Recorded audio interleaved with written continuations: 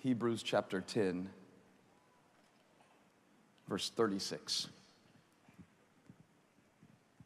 The writer says, you need to persevere so that when you have done the will of God, you will receive what He has promised. You need to persevere so that when you have done the will of God, you will receive what He has promised. Here's what I wrote down for you. The intensity of the opposition in your life is proof of the power of God's promise in your life. Think about it. The reason the gates were locked, the reason the walls were high, is because the enemy was intimidated. We walk by faith and not by sight. So the question becomes, here it is, will you keep walking even when it doesn't seem to be working? This is the question of faith. If you prayed and the answer came while you were praying, you'd be bumping into stuff praying all day. But when you pray and nothing moves, this is the question. Can you believe that God is moving even when the wall hasn't moved at all? When the situation hasn't changed a bit? Can you keep preaching with passion? I have a passion for preachers who are preaching and your gift seems bigger than your church and your vision seems bigger than your church. Can you keep preaching when the church isn't growing? Can you keep forgiving? It'd be great if every time you forgave somebody, they immediately reciprocated. You know, you obey God, you forgive them, and immediately they change, and the relationship opens up and goes to another level, and they apologize, and a unique new bond. We could forgive all the time, but it's when I forgive, and they do it again, and forgive, and they do it again, and forgive, and I'm going, God, if you could just let me see one brick fall. But the first day comes, the first day goes, a brick hasn't moved. The second day goes, the bricks haven't moved. The third, and I was wondering, why did God set the miracle up this way? Why would God make them march and not give them a little sign that it was working, like you're on the right track? And God said to me, obedience is your responsibility. Outcome is mine.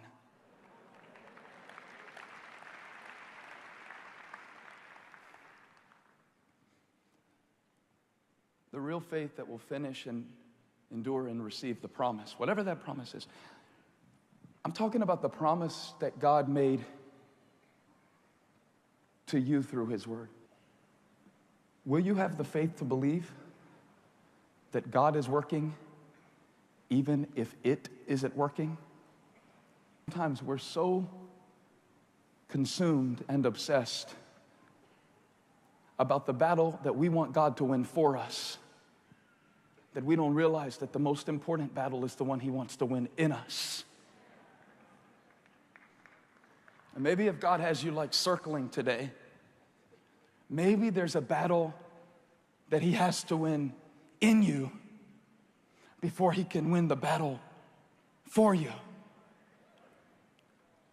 Because it's in the walking, it's in the wondering, it's in the wandering, it's in the weakness, it's in the how much longer that my faith is developed, that God is doing stuff in me.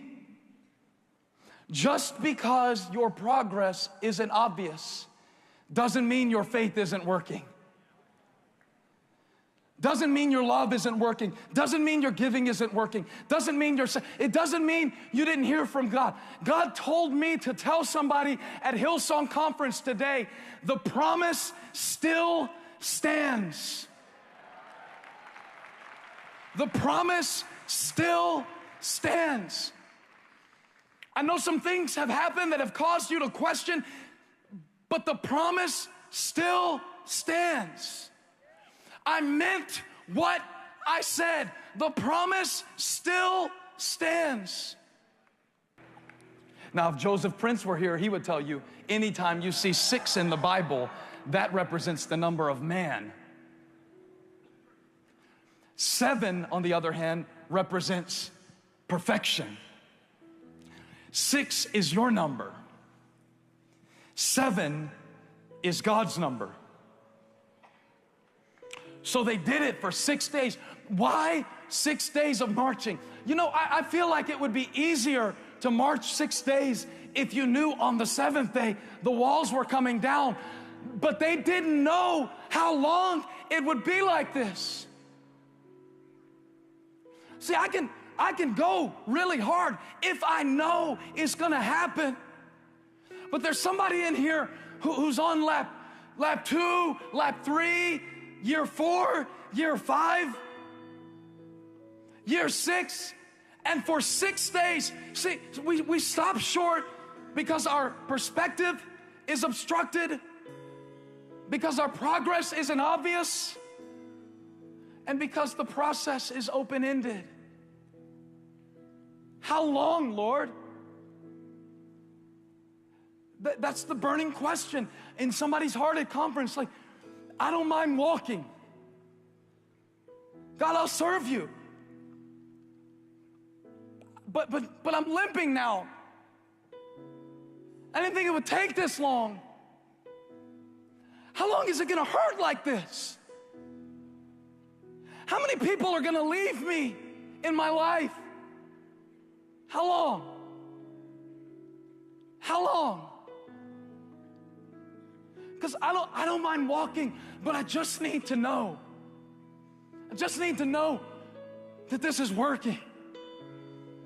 I just need to know. Why am I going around these walls? Why am I continuing to watch my kid make bad decisions? Why am I continuing to show up for, why am I walking and it's not working? And God says, because if I let you in on the first lap, you would think it was your walking that brought you in. You would think it was your shout that brought the wall down. So I need you to have the faith to take another lap. Just another lap. Just another lap. Look, in North Carolina, we have a sport called NASCAR. Now, NASCAR is people driving their cars around a track, okay? Very American sport.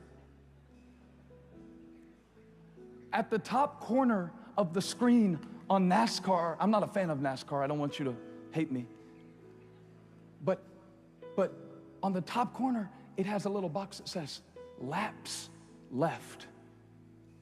And when there's one lap left to go, they wave a white flag to let the drivers know, this is it. This is your last lap. Wouldn't it be great if life had a laps left box in the top corner? Just to let you know, like, oh God, you're so close. Wouldn't it be wonderful if life would wave a white flag to let you know you've got one lap left, just one more month? If you can stand up under it for one more day, if you can push through one more time. But life doesn't wave its white flag. So then we wave our white flag of surrender to say, God, I can't do this anymore. And God says, good. Now you're ready to go in. Because now you know it wasn't because you walked so good that I did so much, but it's because he who began a good work in you will be faithful. I'm prophesying now. He'll be faithful to complete it till the day of Christ. I'm encouraging somebody. Take another lap. Take another lap. Take another lap. Take another lap. You're closer than you think you are. You're closer than you think you are. It's working more than you think it is. He's doing stuff you can't see. Come on, get him up, get him up, get him up, get him up, get him up. Don't stop, don't stop, don't stop. You can't stop, you won't stop, you can't stop. Hey. Death couldn't hold you down. We're gonna lift our voice in victory. We're gonna make your praises loud. Yeah. Wouldn't it be a shame for you to come this close? It'd be a shame for you to fight this hard, only to quit on your, somebody is on 6 and you don't even know it. You're so close. You are growing. You are maturing. I know you're still addicted, but you are growing. You are changing. I know they still haven't come back to you, but you are growing. You are changing. It is working. This might be your last lap. But what if it's not? What if it's not? Well, here's my advice to you. Walk like every lap is your last. And one day, you'll be right. Now it says, they marched around the city 7 times in the same manner. They did the same stuff, except on that day. Everybody say this day. Except on that day, something different, something exceptional happened that day. They circled the city 7 times, and the 7th time around,